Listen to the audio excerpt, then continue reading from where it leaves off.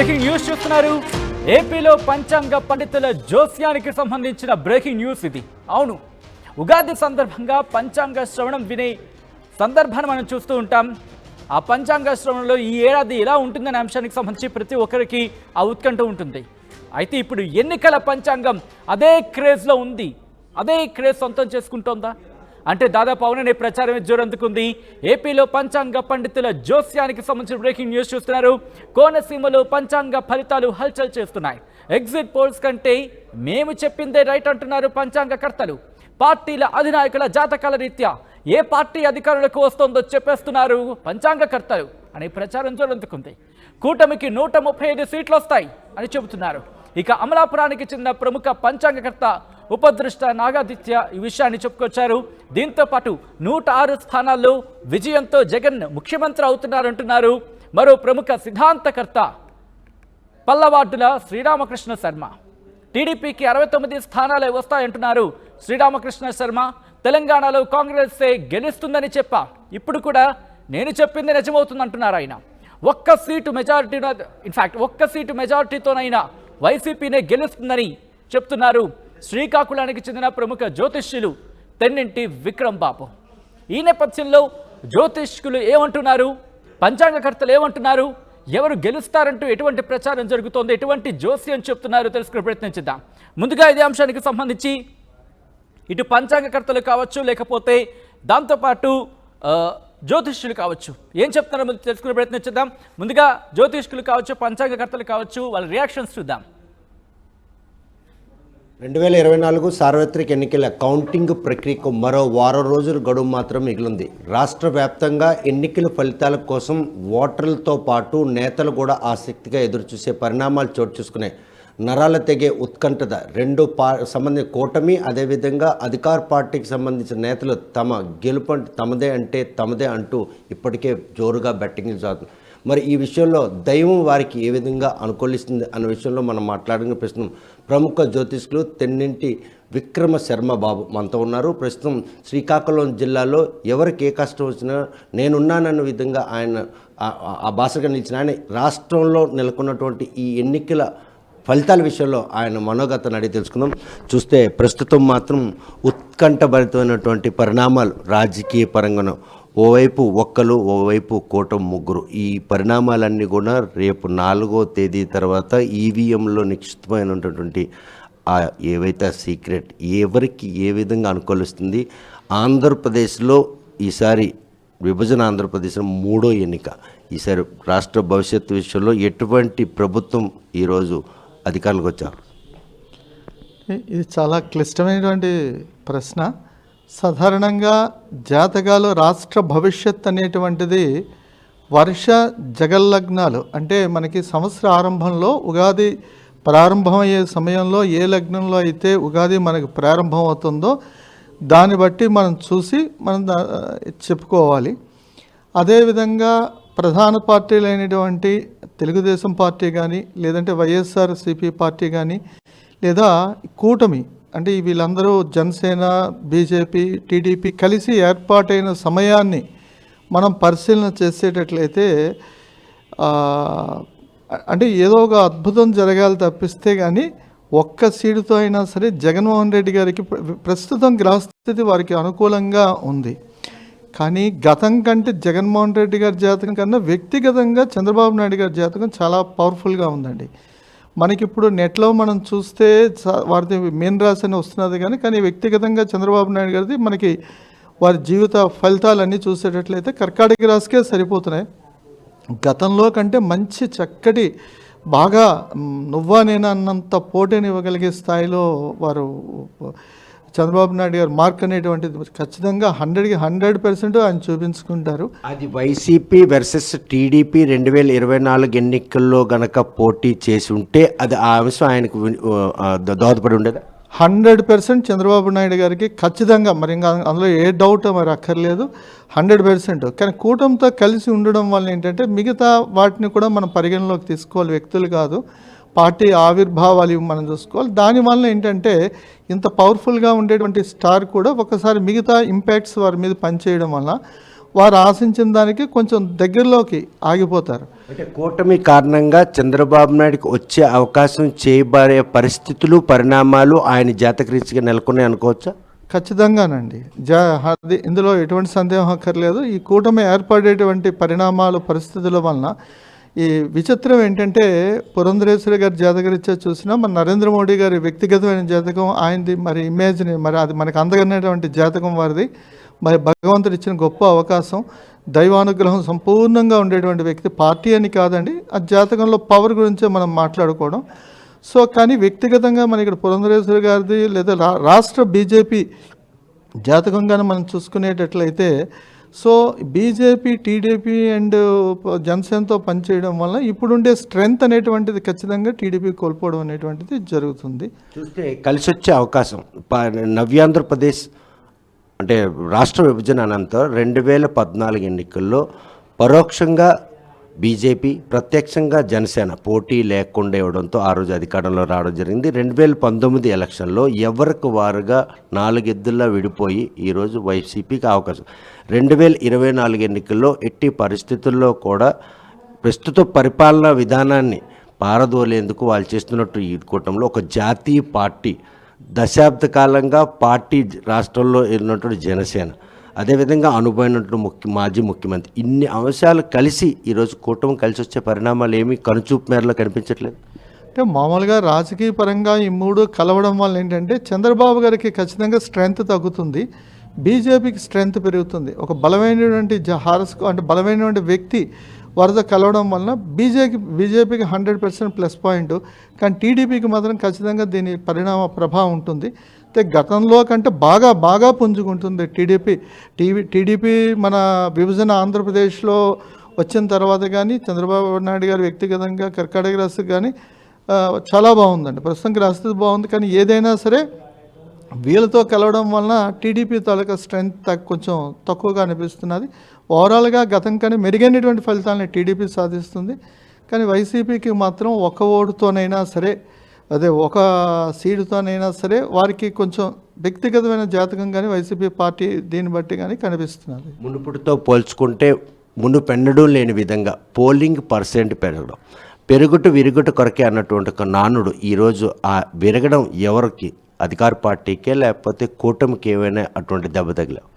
అంటే మనకి ఈ పెరగడం అనేటువంటిది ప్రజల్లో ఎంత చైతన్యం వచ్చేది అనేటువంటిది చాలా శుభపరిణామమే, కానీ జనరల్గా మనకి ఓటింగ్ శాతం పెరగడం వలన జ్యోతిష్ శాస్త్రరీత్యా దానికి ప్రత్యేకమైనటువంటి అంటే ఓటింగ్ శాతం పెరిగింది కాబట్టి అధికార పార్టీకో లేదా ప్రత్యక్ష పార్టీకో రావడం అనేటువంటిది ఆ చర్చ పెద్దగా నడుస్తూ ఉంది. అంటే అధికార పార్టీ పోలింగ్ పర్సెంట్ పెరిగించిన ప్రతిసారి కూడా అధికారంలో ఉన్నటువంటి పార్టీ గద్దె దిగడం పరిపాటిగా వస్తున్నటువంటి పరిణామాలు. సో ఈసారి కూడా అటువంటి పరిణామం చోటు చేసుకుందన్న చర్చ జోరుగా సాగుతుంది. కాకపోతే కూటమికి ఈ అంశం కలిసి వస్తుంది, అదే కాకుండా అధికార పార్టీకి మాత్రం గడ్డు రోజులు అన్నటువంటి సిమ్టమ్స్ ఇప్పుడు ప్రస్తుతానికి హాట్ టాపిక్. అంటే సాధారణంగా ఎనాలిసిస్లో చాలా రకాలుగా ఉంటాయి. జాతకరీత్యా కేవలం ఓ నక్షత్రాన్ని ఓ రాశిని బట్టి కాకుండా మిగతావన్నీ కూడా మనం పరిగణలోకి తీసుకోవాలి. ఆ పార్టీ తరఫున కన్సిస్టెంట్ చేసేటటువంటి వ్యక్తుల తాలూకు వ్యక్తిగతమైన జాతక ప్రభావాలు వాటన్నిటినీ పరిగణనలోకి తీసుకొని మన ఫలితాలు అనేటువంటివి చెప్పాలి. జనరల్గా మనం చూచాయిగా అధికారంలో ఉండేటువంటి పార్టీ కానీ లేదా ప్రతిపక్షంలో ఉండే పార్టీ కానీ అధినేతలు వారి ఎనాలిసిస్ ప్రకారంగా అయితే ఓటింగ్ శాతం పెరగడం వల్ల ఏంటంటే రెండు పార్టీలకి కూడా నువ్వా నేనా అనేటట్టుగా పోరాడేటట్టుగా ఫలితాలు అనేటువంటివి వస్తుంది. వైసీపీ పార్టీకి ఒకరే అధినేత, కూటమికి మాత్రం 3 అధినేతలు ఉన్నారు. అందులో 2 ఫలితాలు బాగున్నాయని మీరు స్పష్టంగా. బీజేపీకి అనుకూలమైనటువంటి ఫలితాలు ఉంటే తక్కువ సీట్లో పోటీ చేసిన ఆ డిజిట్ కనుక కలిసి వస్తే చంద్రబాబు నాయుడుకు ఉన్నటువంటి చరిస్మాతో పాటు మళ్ళీ వైసీపీ అధికారంలోకి వచ్చే అవకాశాలు కనుచూపు మేర కనిపించినట్టు అనిపించట్లేదు. అంటే సాధారణంగా జ్యోతిష్ శాస్త్రరీత్యా ఏంటంటే బీజేపీ చంద్రబాబు నాయుడు గారితో అంటే టీడీపీ పార్టీతో కలవడం వలన వారికి ఈ ఒకరికి గ్రహస్థితి బాగోలేకపోయినా మరొకరి స్టార్ బాగుండడం వలన హెల్ప్ అనేటువంటిది అవుతుంది. కానీ ఒకరికి బాగోలేకపోవడం వలన ఆ ప్రభావం కూడా బాగున్న వాళ్ళ మీద కూడా ఇంపాక్ట్స్ అవ్వడం వలన కొద్దిగా అంటే వారు 100% అనుకున్నది 100% కాకపోయినా సో వారంటూ ప్రతిభని వారికి ఉండే ఈ చాకచక్య రాజకీయ చాతుర్యాన్ని కానీ చాణక్యతనాన్ని కానీ చూపించుకునేటువంటి ప్రయత్నం అనేటువంటిది చేస్తారు. అంటే వ్యక్తిగతంగా ఇండివిజువల్గా ముగ్గురు కలవడం వల్ల స్ట్రెంగ్త్ అనేటువంటి డివైడ్ అవుతుంది. ఇండివిజువల్గా ఉండడం వల్ల పవర్ అనేటువంటిది ఎక్కువగా ఉండడం వల్ల కొంచెం దగ్గరికి ఆ బొటాబొటిగానైనా సరే వీరికి అవకాశం అనేటువంటిది జ్యోతిష రీత్యా మనకి కనిపిస్తున్నది. అంటే మ్యాజిక్ ఫిగర్ని బట్టి 90+ అయితే కనుక ప్రభుత్వం ఫామ్ చేస్తుంది. 175 అవుట్ ఆఫ్ 175లో వైసీపీ పార్టీకి ఎన్ని సీట్లు వచ్చే అవకాశం కాదు? సాధారణంగా మనకి ఏంటంటే అదే ఇందాక చెప్పాను, జ్యోతిష్ శాస్త్రీత్యా ఇన్ని సీట్లు వస్తాయనేటువంటిది కేవలం పార్టీ అనాలిసిస్ని బట్టే మనం చెప్పాలి తప్పిస్తే, సో ఏదైనా ఏ పార్టీకి వచ్చినా దగ్గరలో మ్యాజిక్ ఫిగర్కి దగ్గరలోనే ఉంటారు తప్పిస్తే అంతకు మించి అద్భుతాలు నేనే రాజు అనుకొని నిర్వహించే పరిస్థితి మాత్రం ఇప్పుడు 2024 సంవత్సరం ఫలితాలు మాత్రం మనకి రాష్ట్ర భవిష్యత్తులో వర్ష జగల్లగ్నాలు బట్టి చెప్పడం అనేటువంటిది జరుగుతున్నది. ఎవరొచ్చినా అతి తక్కువ దగ్గర మెజారిటీతో మాత్రమే వస్తారు.